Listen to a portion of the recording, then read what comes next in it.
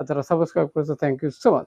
So now go to our whiteboard, try to understand today's lesson preposition rules practice, how to use, কিভাবে use করলে কিভাবে practice করলে তোমরা full marks 100% confirm পাবা, যেটা GPA 5 পাওয়ার জন্য very very important. So get start. Hello my dear love viewers, আমি বলছিলাম বিশেষ করে এইচএসসি তোমরা ফাইনাল এক্সাম দিবা তাদের জন্য কিন্তু আজকের ভিডিওটি। আর 6 থেকে 12 ক্লাস সবার জন্য ইম্পর্টেন্ট, তবে তোমরা যারা 2025 সালে অর্থাৎ ফাইনাল পরীক্ষা দিবা তাদের জন্য প্রিপোজিশন রোলস প্র্যাকটিস। এই preposition rules practice how to use, কিভাবে ইউজ করবে শিখে নাও।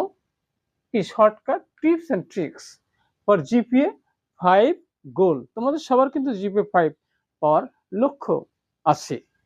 আমাদের এপিসোড হলো 238, 238তম ভিডিও। আর প্রিপোজিশন এ ভালো করতে হলে তোমাদেরকে অবশ্যই জানতে হবে প্রিপোজিশন কি, ওকে। আর সিম্পল প্রিপোজিশন এবং অ্যাপ্রোপ্রিয়েট প্রিপোজিশন এই বিষয়ে তোমাকে জানতে হবে। প্রিপোজিশন হলো কি এমন একটি শব্দ ইংলিশ ল্যাঙ্গুয়েজে যা নাউন প্রোনাউনের পূর্বে বসে অন্যান্য শব্দের সাথে সম্পর্ক স্থাপন করে, তাহলে সেটা প্রিপোজিশন।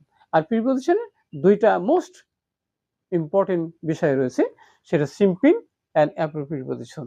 এইটা যদি তোমাদের জানা থাকে, প্রিপোজিশন নিয়ে নো টেনশন, আর কোনো টেনশন করতে হবে না। অর্থাৎ তোমাদের ভয়কে জয় করে সাকসেসফুল হবা তোমাদের জিপিএ 5 পাওয়ার গোলের লক্ষ্যে।